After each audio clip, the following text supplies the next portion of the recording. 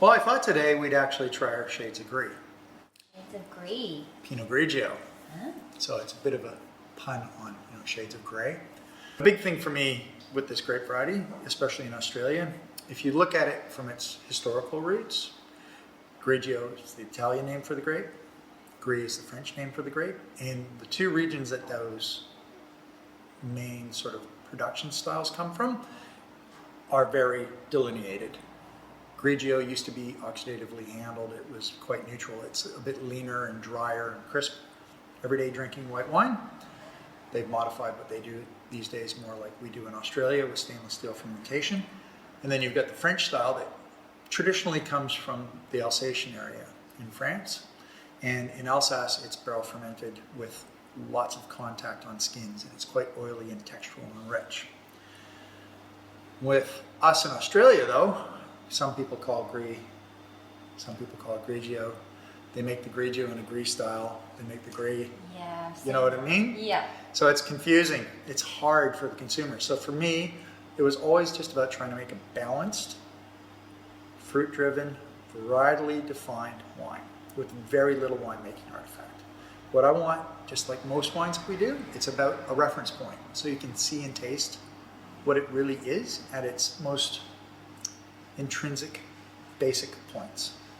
So like Pinot Grigio, that's why I call it Pinot Grigio, is we actually do retain a little bit of phenolics, and we've talked about phenolics before when we've tried other wines, right?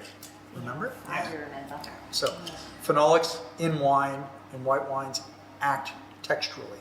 They give you a little bit of that cat's tongue effect, a bit of grippiness, and what I've found over my life in wine is that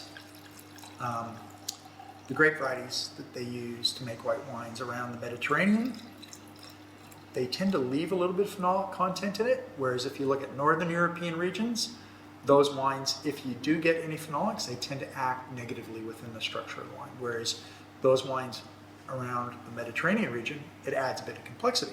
When you look at Pinot Grigio, it's often described as very demure. Like when you taste it, it's not a highly aromatic grape variety like Sauvignon Blanc, which is bombastic in the glass.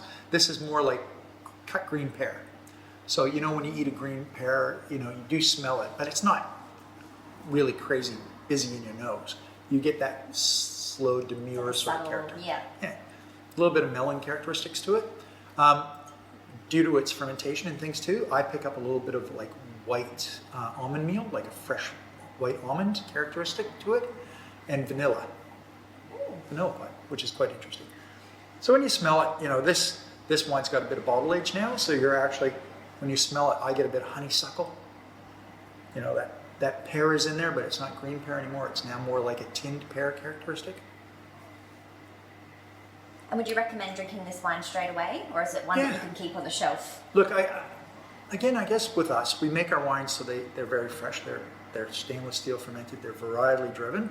They taste great when they're fresh because they're crunchy and rich. But this wine is 2 years old now that we're having. This is actually 2018. We're doing it purposefully because I want to show you how it does develop in the bottle. We started actually making Pinot Grigio off our vineyard in Langhorne Creek, and then we moved and transitioned 2 years later to our Adelaide Hills vineyards.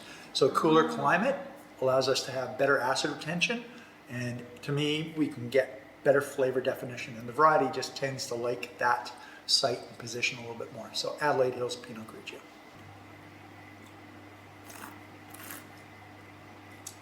So That's nice. yeah, so in the mouth you get that lovely, bright, crunchy acid, but there's a bit of that oily textural base. Just on the end, yeah. And that viscosity isn't sugar. That's actually the glycerols in this grape variety. So some grape varieties like Viognier, Pinot Grigio, you get that oily textural base. Yeah. And it's much more pronounced in the cooler areas like Alsace, where they make Pinot Gris, and it's left in barrel longer.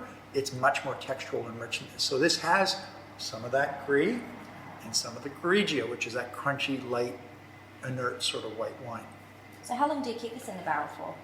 This doesn't see wood at all. So that's just a natural progression of the grape itself. Okay. So a lot of people feel and taste it and think, oh, that's had, some barrel contact, or malolactic ferment is what a lot of people will try and delineate to, which is what is used on Chardonnays and other full-bodied whites.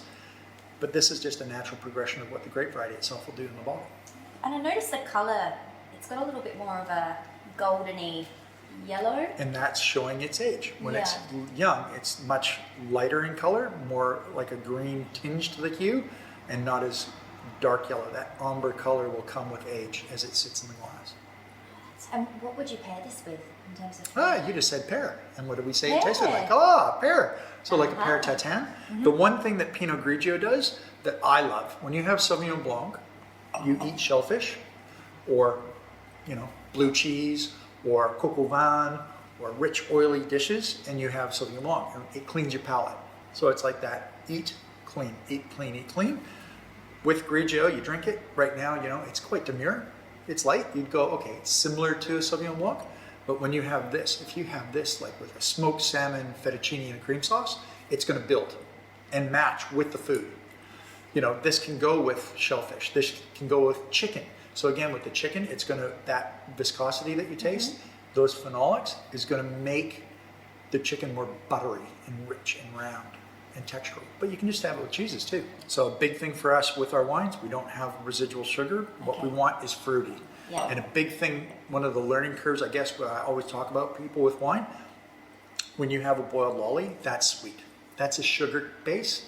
When you look at what we define as a fruity wine like this, it's like eating a fresh peach. So it's got natural sugar and sweetness to it, but it's got acid that cleans and balances. And that's what this is. It's a fruit-driven flavor characteristic, not a sugar-induced characteristic. It's Moorish. It's very Moorish. And I guess that's the whole thing with every wine that we make. It's not about trying to make something that's big and bombastic and that you just have a mouthful. This is one glass of wine. You want to be able to sit there and sip upon it and realize that all of a sudden you've had your glass for the day. Yes. The other thing too is the relation. Obviously, the name plays on the two grape varieties. The artwork also to me are the muses. So it's, the tragedy and the comedy. Not that one style is the other, but it just shows that there's two faces of what that grape variety can be. It's very diverse.